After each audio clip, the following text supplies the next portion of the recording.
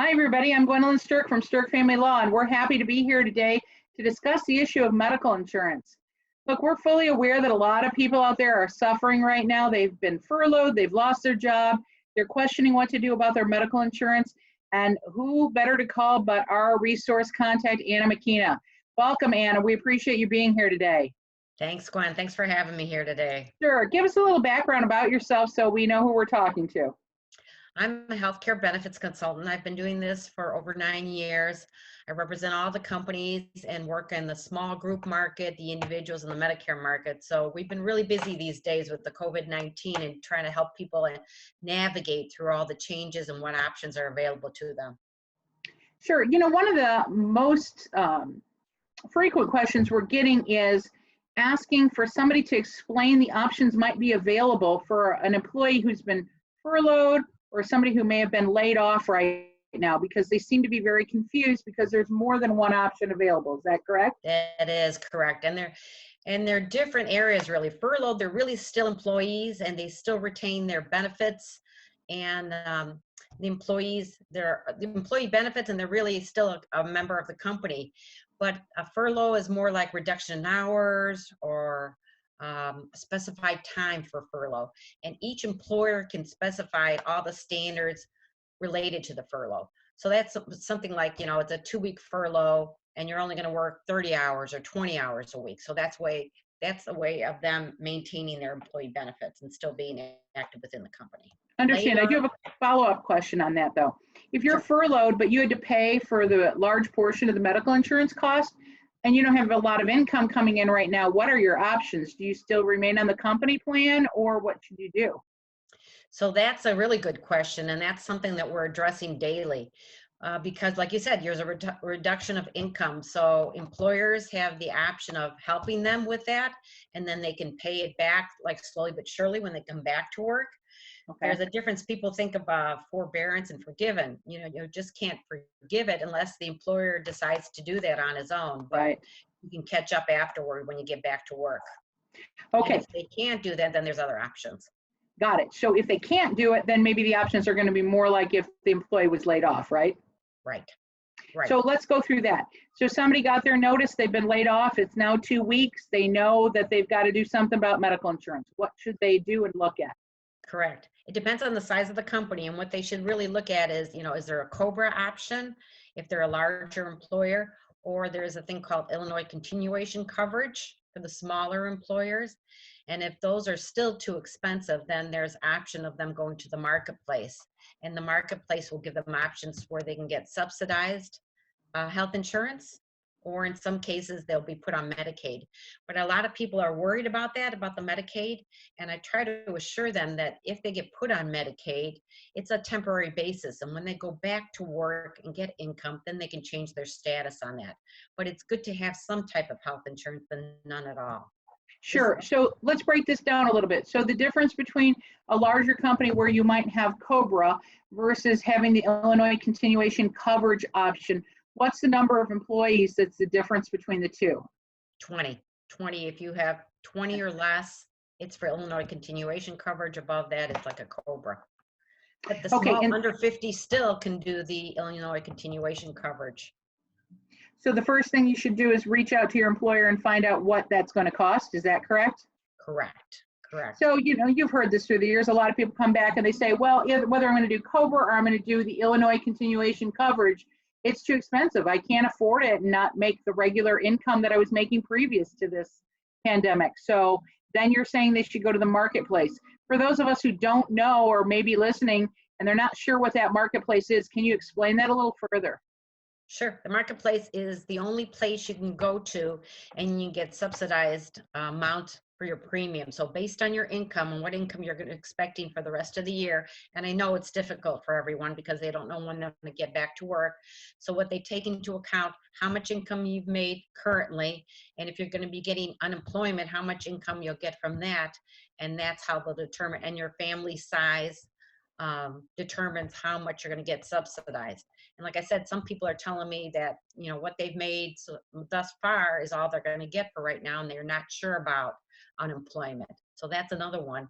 They can put in for how much they estimate right now, And then when they get their unemployment, they can also change of income on the form. But that's Got the it. only way to get subsidized for insurance. Okay, so maybe you're applying for unemployment and you're waiting in line. You know, there's certain times a day to call that are better than others, and you still haven't received an unemployment check. Can they go ahead and apply with you for Marketplace then without knowing that and then change it later? Is that what you're saying? Yes, yes. It's a qualifying event if you lose your insurance through an employer, and you have 60 days to do that. So 60 days from that qualifying event, and that qualifies you to go onto the Marketplace. And like I said, after you find out what your unemployment amount would be, all we'd have to do is go on there and put a change of income on there. Okay, but let's say that we've been since March 16th in Illinois here under the stay-at-home order. So now it's almost a month, you know, not quite a month now, but it's been almost a month, and you've not taken any action for medical insurance. Shouldn't you get moving on it right away? I would. And what happens if you had any medical services in the last month? Are they not going to be covered by insurance? In some instances, the Marketplace will look at that.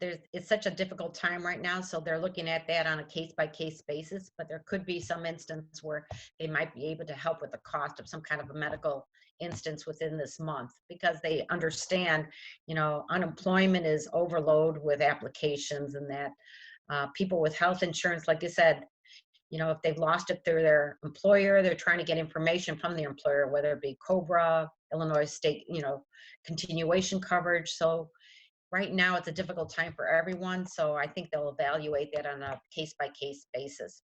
Got it. Now, the next question we're having from some of our, clients is a question that deals with what do they do if their maintenance is stopped? So, for example, maintenance, formerly known as alimony, might be being paid from a former spouse. Now that former spouse has been laid off, furloughed, there's no income coming in, and now they don't have the ability to make the premium payments. Maybe they were either under COBRA or alternatively already in the exchange. How do they deal with that?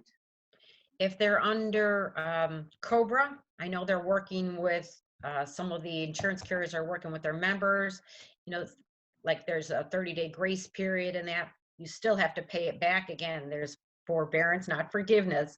You'd have to pay it back, but they're working on that case by case. If they're on the Marketplace, all we'd have to do is go on to the Marketplace, and there's a change of income on there. They just need something specifying that, something in writing, like from the person that they're receiving the maintenance from, showing that they had been laid off, because they need something to verify it.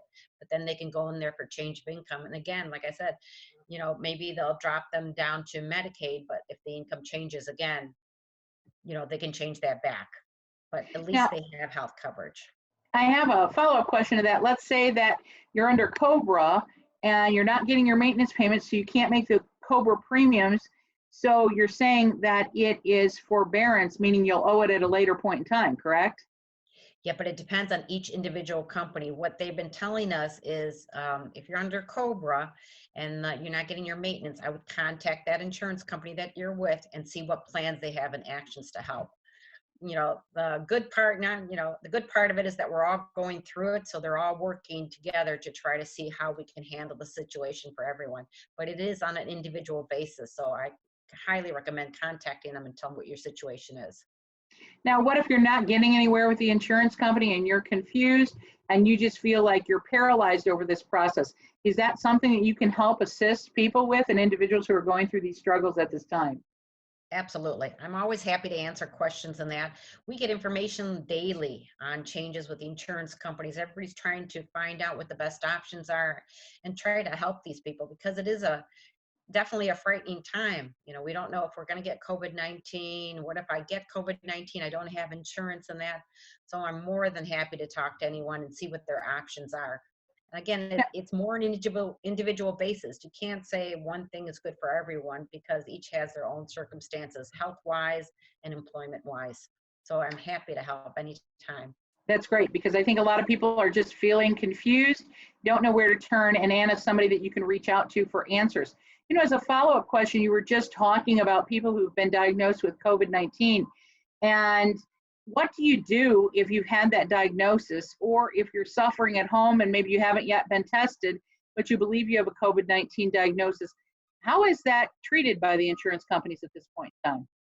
So the insurance companies came out with a statement. They're offering services like the telemedicine, which is really good to know. Call in with telemedicine and talk to a medical expert and discuss your symptoms so they understand it, and so they can authorize some type of testing for you. And if you've already been diagnosed with COVID-19 and you're doing treatment and you're a member of an insurance company, whether it's Blue Cross, all of them, what they've done is they're waiving the co-pays, the deductibles, all the charges except for your prescription drug coverage. So they're covering everything when it's a diagnosed COVID-19. So they want a definite diagnosis on it.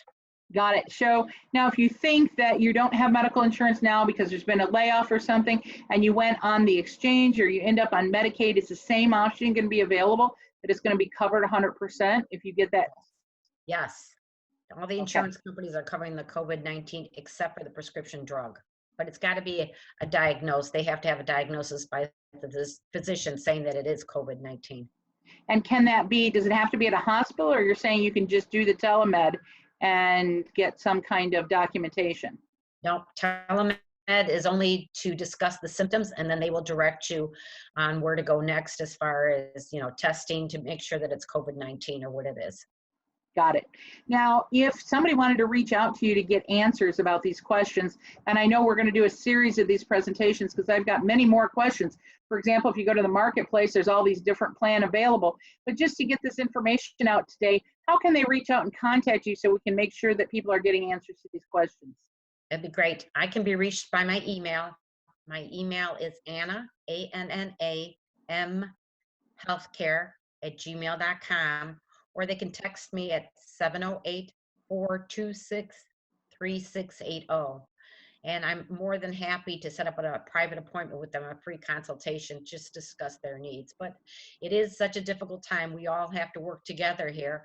And I think it's important to know what your options are, as far as health insurance, whether it be from a loss of a job, individual, or you don't have insurance currently.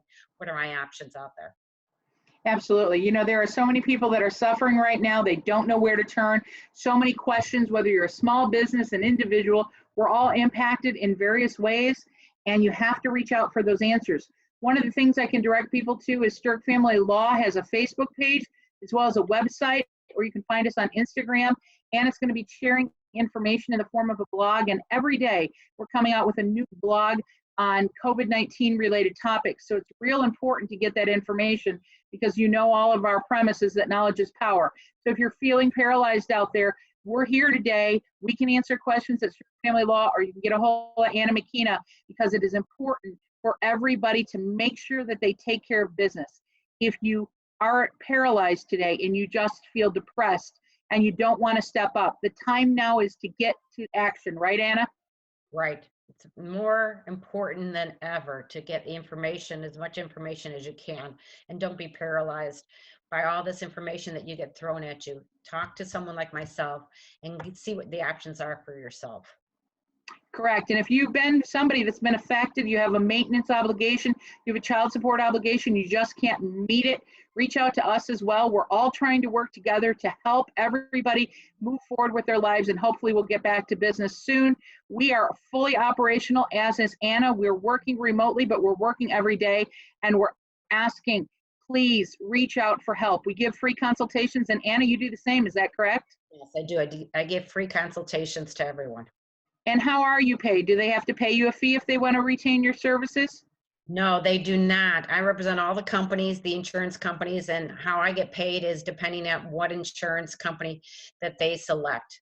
So there's no additional charges to them for picking a plan, and no charges for my services. And that's the great part of it, because not every person should have the same plan. It truly is an individual choice, and it's customized to their medical needs each time. So it doesn't matter what company or what plan they choose. They don't have to pay me anything for it. That's fantastic. So we're going to do a series of these. We'll be reaching out again, Anna, in the next few days, and do another one and keep people informed. So if you're watching today, please utilize the free services that are available both from our offices in the form of a consultation as well as with Anna, and then get your services moving.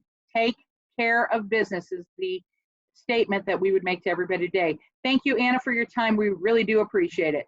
Thanks, Gwen. Stay safe and healthy. Thank you for your time. Thank you. You too. Thanks.